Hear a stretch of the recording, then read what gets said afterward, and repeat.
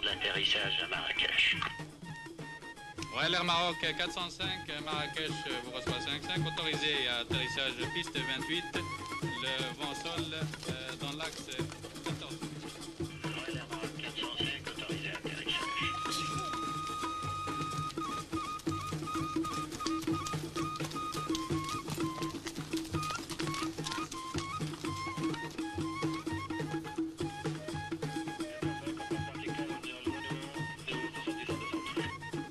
Je vous rappellerai taper sur le téléphone.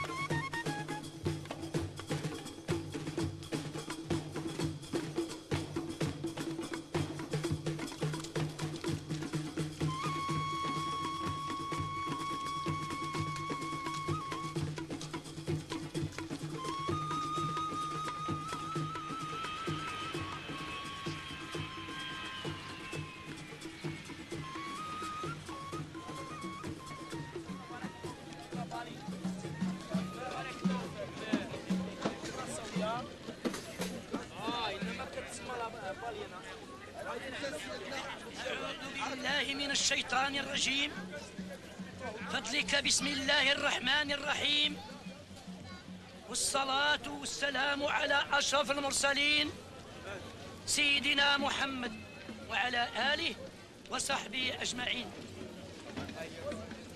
وبعد حكايتي في هذا اليوم هذه حكاية الأساس ديالها الماء اللي يجعل الله تعالى رحمة لهذه الدنيا كلها. الماء إذا اختل الماء يموت الحيوان ويموت الأشجار ويسقط البشر ويعم الغلا وتكون الصيا ويعمل جفاف وتكون الموت. الماء هو سبب كل حياة. كل إنسان راد بشيء يفعله يديرو إلى ما كان الماء. حتى المنزل ديالك إلا بغيت تبني الماء ما تبنيش. حتى السيارة إلا ما كانت ما تزيدش. قال تعالى وجعلنا من الماء كل شيء حي.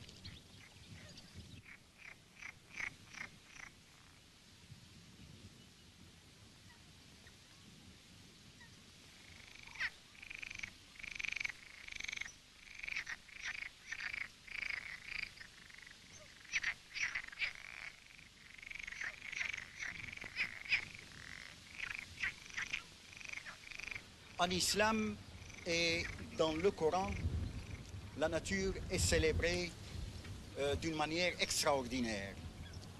L'homme est invité à la scruter, à la regarder pour être pénétré de la puissance divine qu'il a créée en même temps que lui. Le contenu des 113 chapitres du Coran peut, en dehors de tout éblouissement religieux, être considéré comme jetant les bases d'une science inconnue à la Mecque il y a 14 siècles, l'écologie.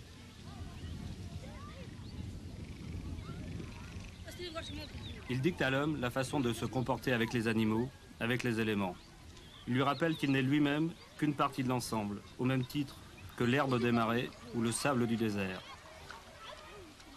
Il lui impose l'attitude primordiale dans les rapports homme-nature, le respect. Difficile de respecter quand on a un sentiment d'injustice, quand l'eau, l'élément déterminant des bonnes relations homme-nature, est répartie de façon complètement inégale. Au Maroc, de l'ouest en est, du sud au nord, de Casablanca à Azrou, du Sahara à la Méditerranée, le partage des eaux, le partage de l'eau engendre de situations extrêmes et opposées. Là, pénurie totale. Ici, inondation. Toutes les situations climatiques existent dans ce Maroc fait de plaines et de montagnes, soumises à toutes les influences portées par les vents atlantiques, sahariens et méditerranéens. Situation de carrefour, étape pour les oiseaux migrateurs.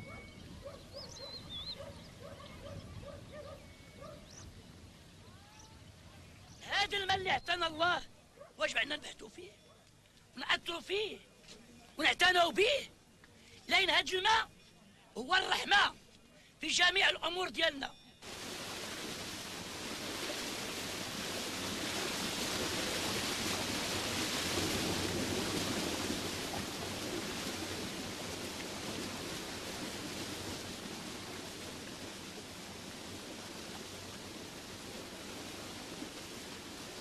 celui qui fait revivre une terre morte peut en prendre possession.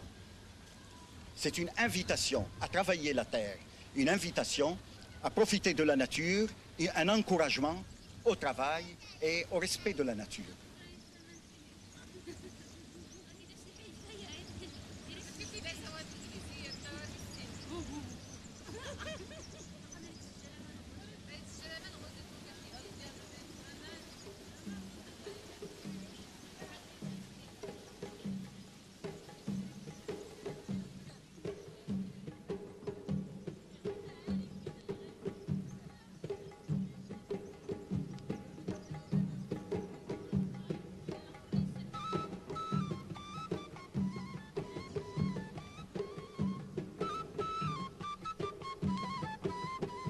Le Maroc s'est engagé dans une politique de barrages donc, qui ont permis de créer de grandes retenues d'eau et une manière rationnelle d'exploiter ces retenues d'eau en plus de leur utilisation pour l'irrigation a été d'introduire un certain nombre d'espèces adaptées écologiquement à ces eaux. Alors nous avons introduit le black bass qui donne d'excellents résultats dans ces barrages de moyenne altitude.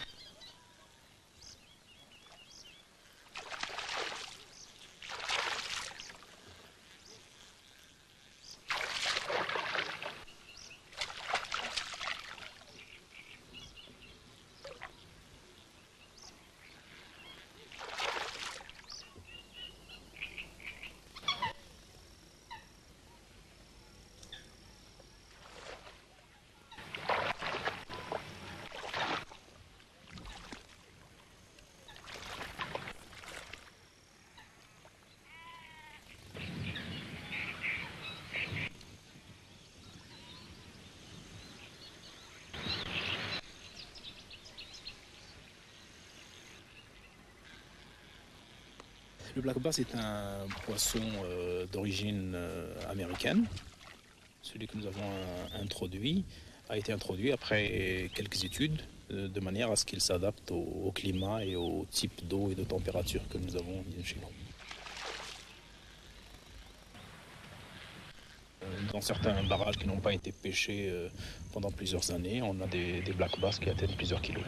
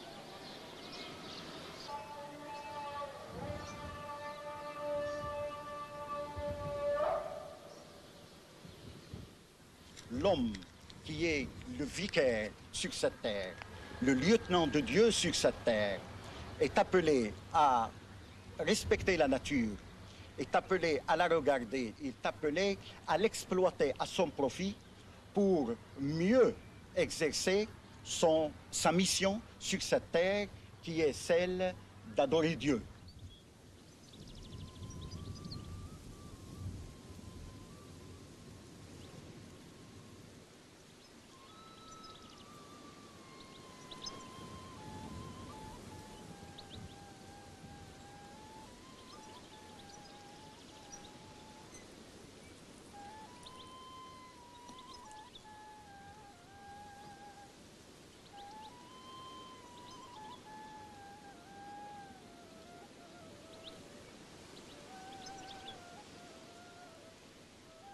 sommes dans la réserve de gazelles de Sabih Tala.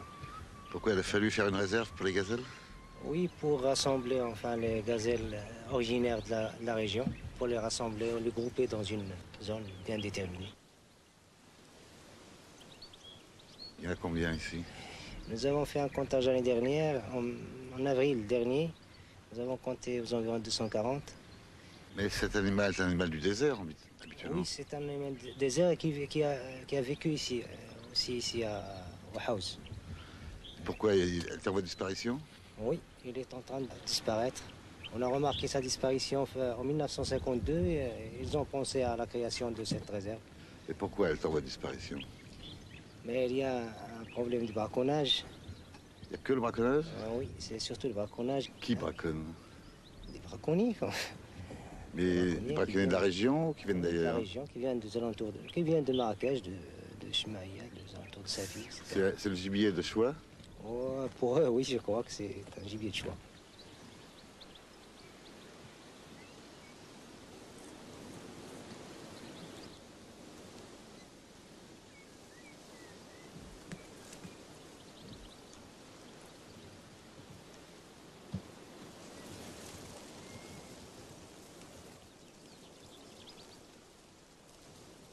En dehors des braconniers, il y a d'autres prédateurs? Il y en a des prédateurs, mais c'est pas un problème. Nous avons des chiens errants. Il y a une buse commune qui attaque les petits. Il y a beaucoup de rapaces ici? Oui, il y en a la buse commune et le faucon cressal.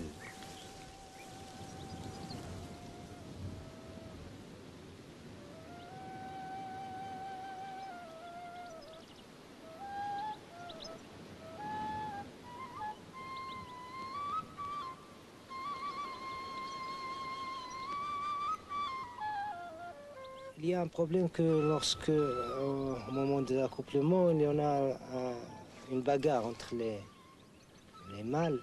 Et peut-être c'est le problème que nous avons eu depuis, ça fait 2 ans, qu'il n'y a pas eu beaucoup de reproduction. Pourquoi? Je crois que ce sont les mâles qui se battent entre eux et qui laissent la femelle seule. Ils n'ont pas eu le temps de s'accoupler. C'est triste. Mais oui, c'est triste. Mais cette année, quand même, on a remarqué quelques petits.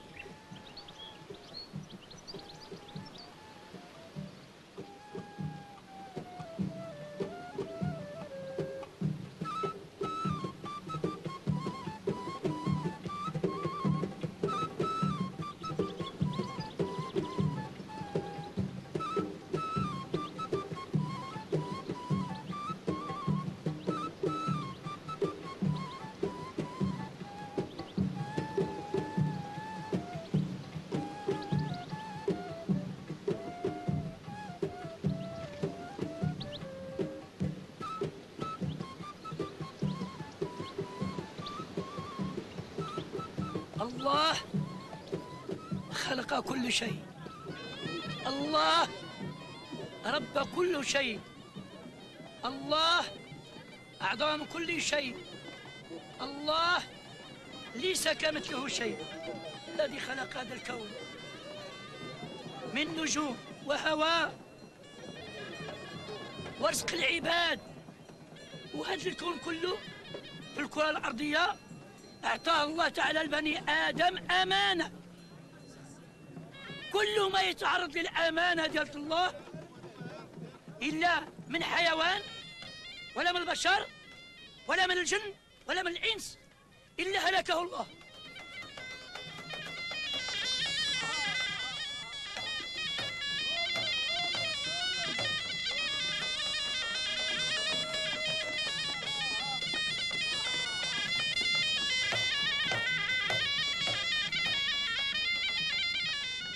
Le mouflon, enfant de la terre marocaine, aime-t-il vraiment la montagne? Je n'en suis pas sûr. L'homme l'a certainement forcé à s'y réfugier. Maintenant, ceux qui vont le chercher là-haut, je pense pour l'instant n'en veulent pas sa vie. C'est pour lui préparer une vie plus tranquille ailleurs.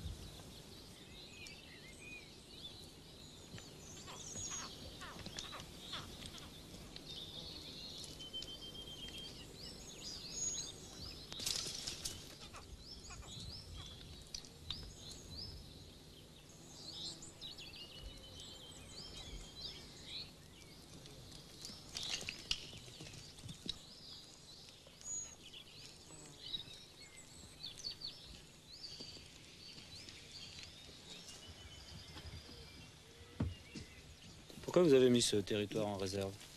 Alors ce territoire a été mis en réserve parce que la population de mouflons à manchette avait diminué d'une manière assez grave, à tel point qu'on avait peur de l'extinction d'espèces. Maintenant, la population de mouflons est en train de remonter. Et à partir du moment où nous avons une population qui est suffisamment importante, nous préférons plutôt de la gestion à la protection intégrale.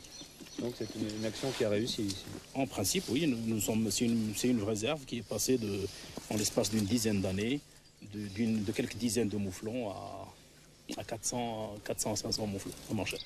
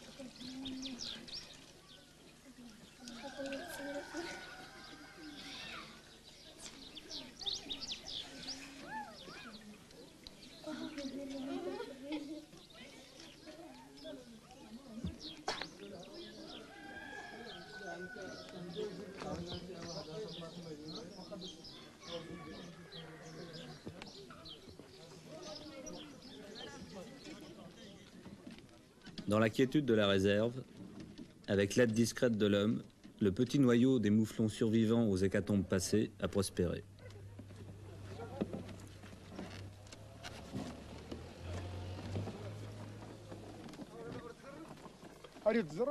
L'administration des eaux et forêts et tout le village voisin montent de véritables expéditions dans la montagne pour reprendre quelques-uns de ces splendides mouflons à manchettes afin de les réintroduire dans toutes ces zones d'où ils n'auraient jamais dû disparaître.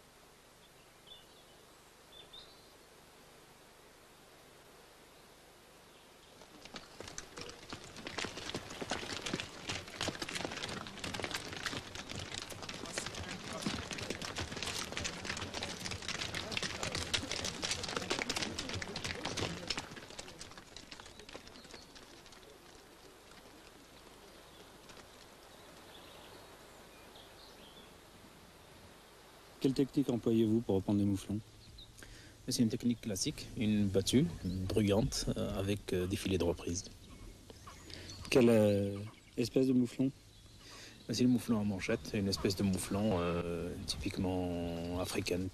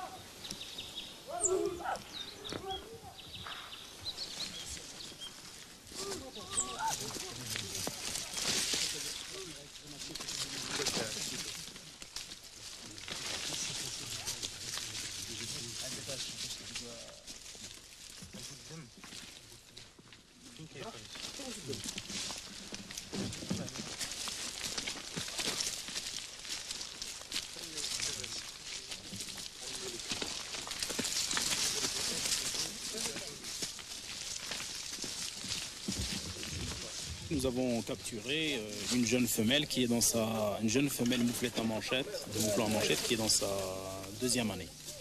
Dans quel but vous faites ces captures?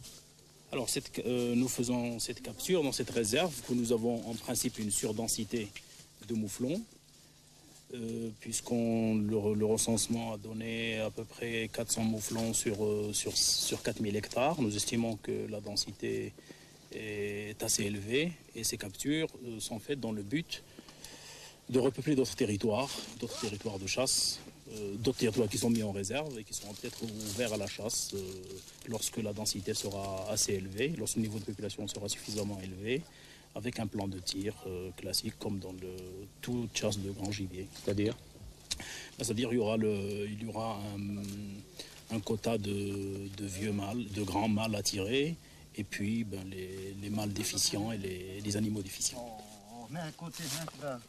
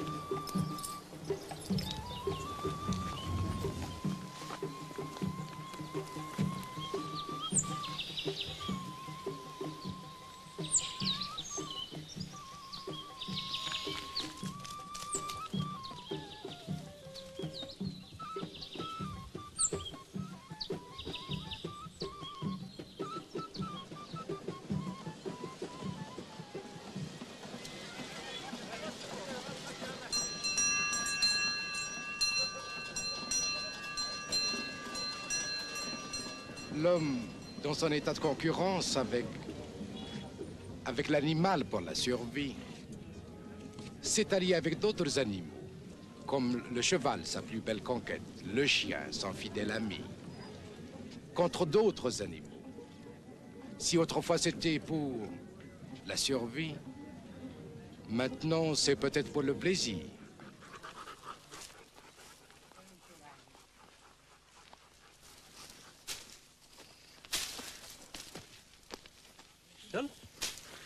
يلا التي كي كذب هذا يلا التي يلا كي كذب هذا اللي ما كي كذب شي واحد هاي هوب كي كذب هذاك يا التي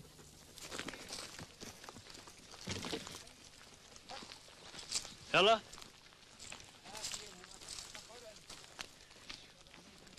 اسمع اطلع انا اسمع علي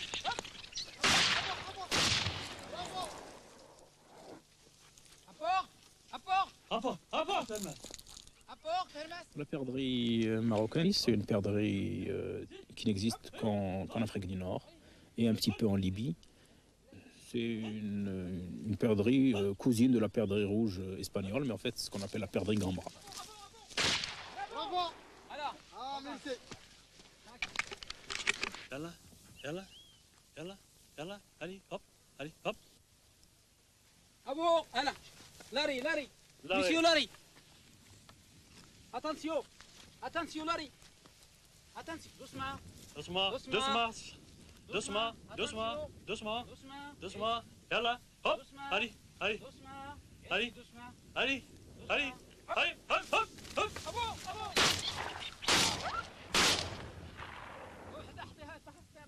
ها ouais apporte Elle est difficile à chasser? Difficile à chasser dans la mesure où pendant les premiers jours de l'ouverture il fait encore chaud, donc c'est une chasse très, très sportive, elle ne se chasse pas en battu, devant soi. Oiseau au vol très rapide, brusque, très bon oiseau de tir. Ça doit être très pénible pour les chiens. Effectivement, les chiens doivent être bien entraînés pour résister à ces terrains souvent caillouteux, puisqu'on appelle également cette perdrix la perdrix des roches. Il faut avoir des chiens bien entraînés. يلا سوس مالوح الحجر واحد حجر يلا فاهم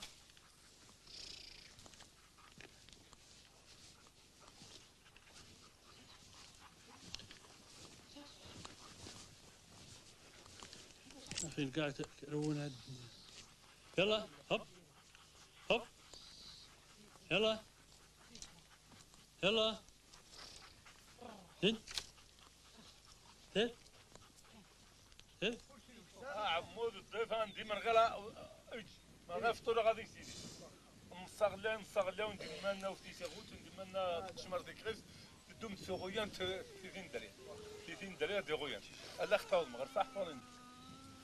Il y a beaucoup de sangliers au Maroc? En fait, tout dépend des régions. Il y a des régions qui sont faciles d'accès où s'exerce une pression de chasse, disons, normale. Il y a donc des populations de sangliers assez moyennes. Mais il y a des lieux, disons, un peu plus éloignés où il peut y avoir énormément de sangliers. Ça n'est pas préjudiciable aux récoltes? Effectivement, nous sommes toujours à la recherche de cet équilibre agro-sylvo-synégétique. Et lorsque les populations de sangliers deviennent très nombreuses, eh bien, la législation permet de faire des battues pour réguler les populations. Comment ça se passe alors dans ces cas-là? Ce sont essentiellement les paysans qui sont les premiers concernés, qui à la suite de dégâts dans leur récolte viennent donc solliciter des battues dites de destruction, mais enfin qu'on peut appeler battues de régulation. Alors pour cela, ils font appel à des chasseurs comme Moulay Ahmed qui sont bien organisés pour cela, qui ont des rabatteurs bien aguerris, des chiens, des chevaux, etc.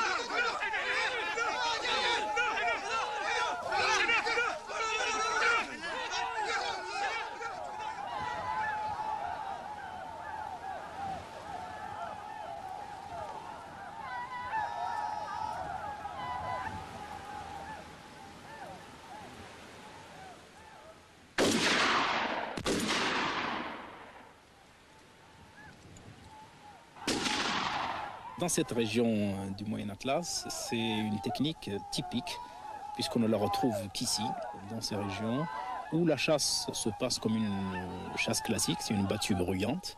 Les rabatteurs ont une parcelle de forêt à parcourir en faisant beaucoup de bruit pour faire déplacer les sangliers vers une ligne de feu. Mais la ligne de feu, les chasseurs sont à cheval. Moulay Ahmed et les gens de sa tribu ont dressé des chevaux qui n'ont pas peur des coups de feu. Et donc, ils peuvent sans bouger et permettre aux chasseurs de tirer dans de très très bonnes positions.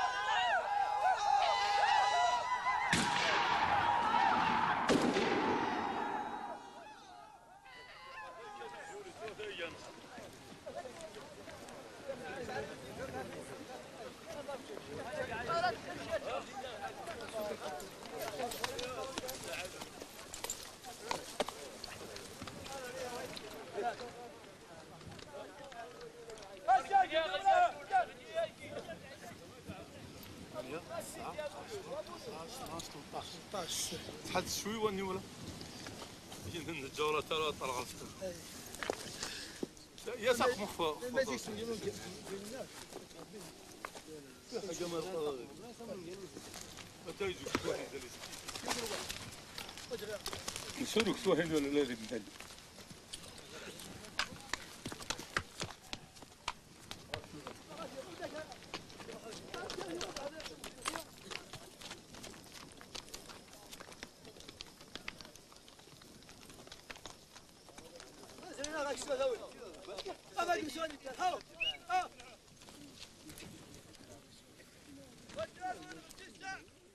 Alors la chasse du chacal est également une technique de cette région. Lorsque la population de chacal devient trop nombreuse, puisque les chacals s'attaquent aux troupeaux de moutons, eh bien, il y a une chasse de régulation, mais qui est une chasse très sélective et à la fois très sportive, puisqu'elle se fait avec le slougui, qui est un lévrier du Maroc.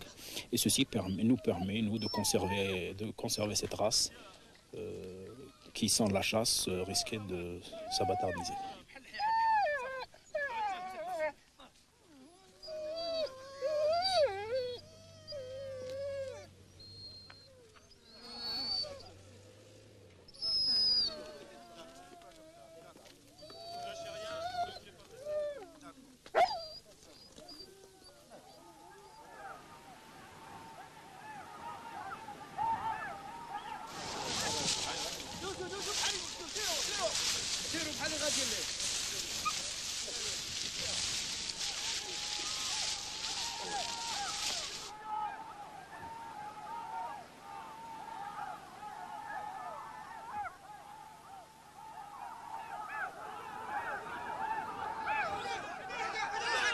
Alors les traqueurs essayent de faire sortir le chacal de la forêt dans une zone de plaine où les chasseurs sont avec leur slougui, exactement comme dans une battue au sanglier.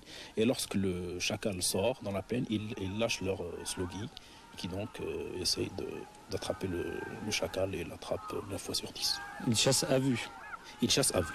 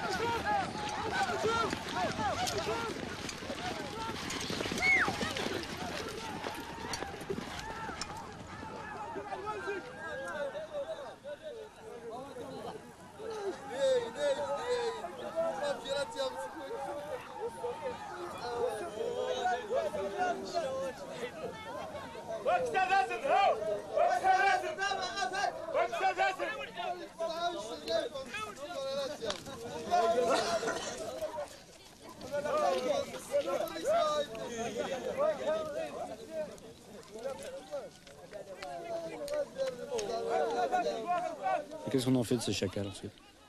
Une fois que les slougis, les lévriers attrapent le chacal, les propriétaires arrivent pour récupérer le chacal. Des fois, il est donné aux lévriers pour les récompenser, et dans d'autres cas, il est mangé par les chasseurs. Et le sanglier, il est mangé? Non, le sanglier n'est pas mangé. Pourquoi? Parce que c'est une viande qui est interdite par la religion.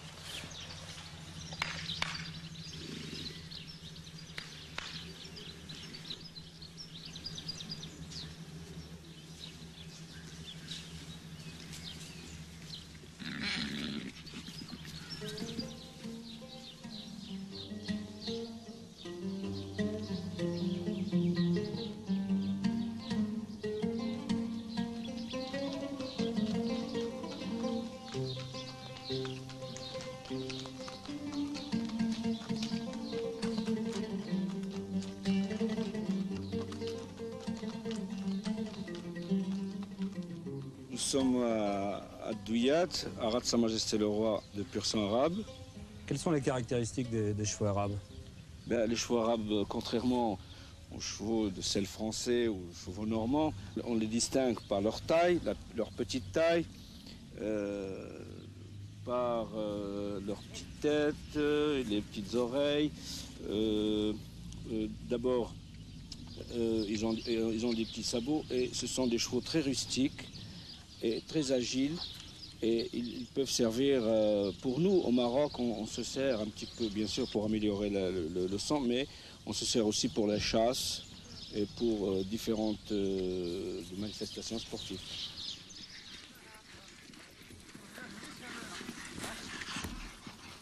On dit qu'ils se nourrissent de vent, c'est vrai? Oui, ce sont des buveurs de vent, à cause de leur vitesse, leur rapidité.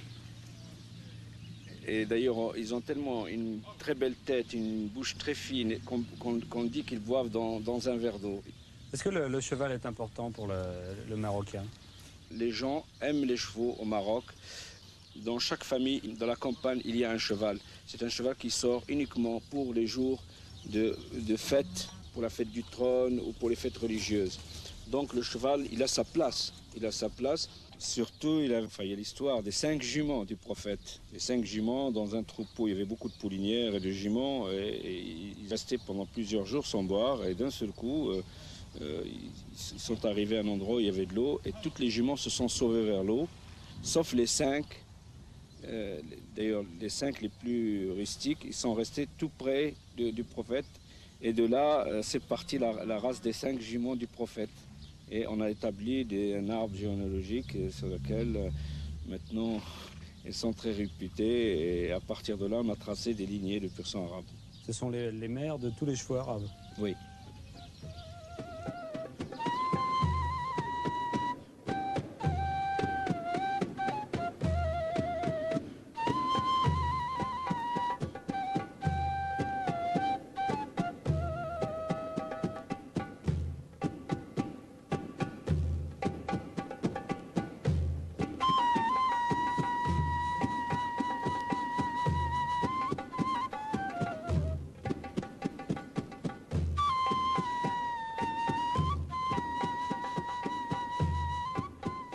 Allah, en créant le désert, trop de soleil, peu d'eau, a voulu rappeler à l'homme que du déséquilibre naît le malheur.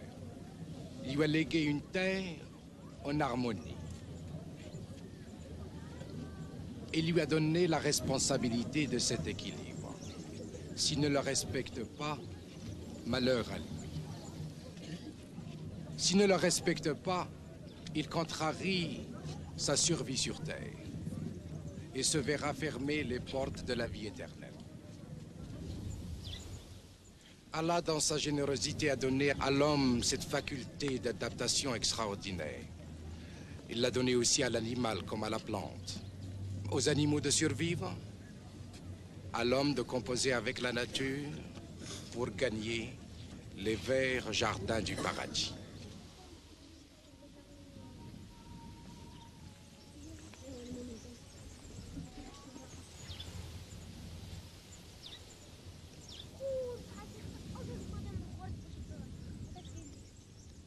Saïd, où sommes-nous ici?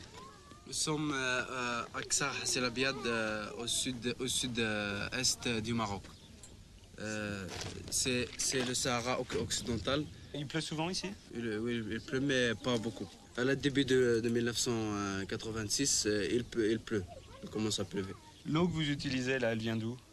L'eau il vient des grandes dunes là, des dunes de sable.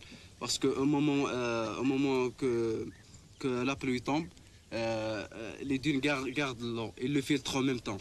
Et puis nous, on creuse la terre, on fait des sources, et puis on met des canals, et puis on retire la source vers les jardins.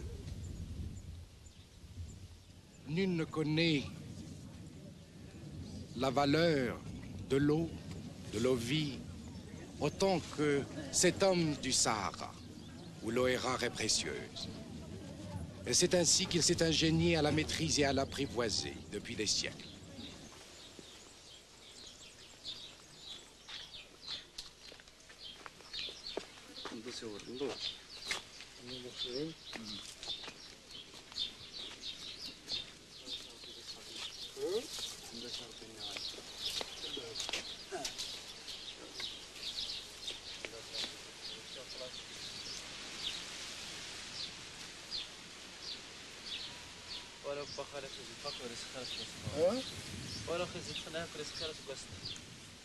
والله بعد كل هي والو هاي بس شوفوا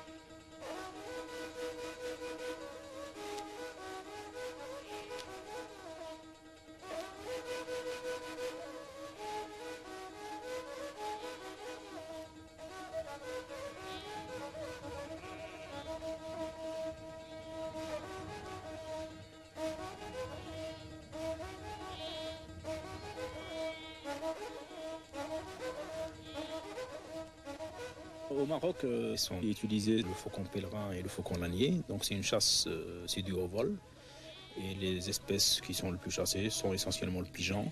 Mais actuellement, nous essayons d'orienter les chasseurs vers la chasse de la perdrix.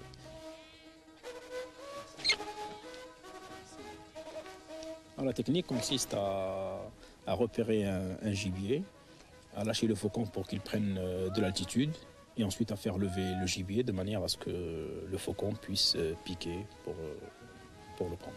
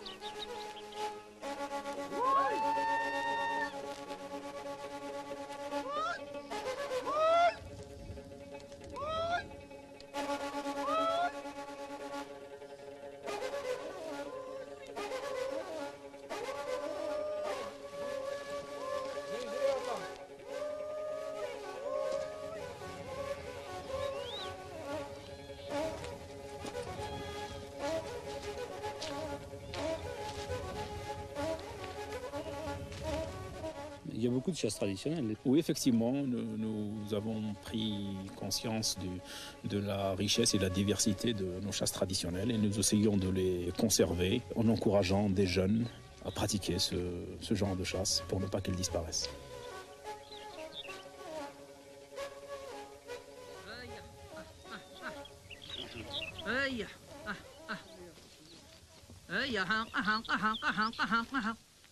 هيا ها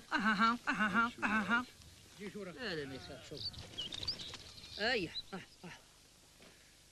هيا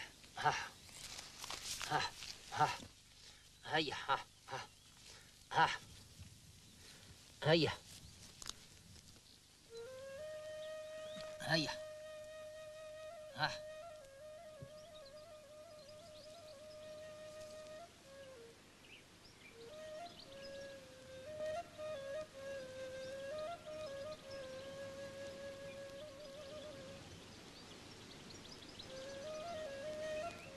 L'homme est compris dans la nature. L'homme qui a une place immense dans la Terre et dans l'univers. L'homme est le vicaire de Dieu, et le lieutenant de Dieu sur terre. Dieu lui a servi, comme ça, c'est le terme coranique, lui a servi tout ce qui est dans l'univers pour être à son service, afin que lui, il puisse le considérer, il puisse le regarder pour être pénétré de la puissance divine, pour qu'il comprenne que c'est Dieu qui a créé tout le monde.